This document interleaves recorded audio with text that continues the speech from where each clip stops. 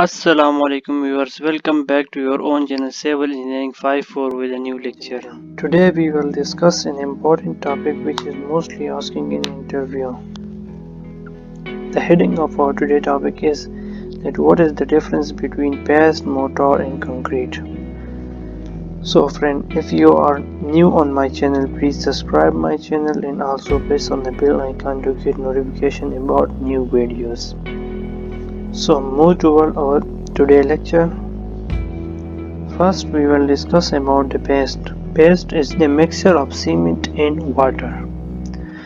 The second one is mortar. Mortar is the mixture of cement, sand, and water. And the third one is the most important terminology of construction industry, which is concrete. Concrete is the mixture of cement, sand, coarse aggregate, and water. Now we will see concrete in detail. We know that concrete is the mixture of cement, sand, coarse aggregate and water. Here we see its percentage, that how much percent of cement is there in concrete, sand is there in concrete, coarse aggregate and water in concrete. So according to a standard that concrete include 7 to 15% of cement. The second one is sand. Concrete include 24 to 30% of sand.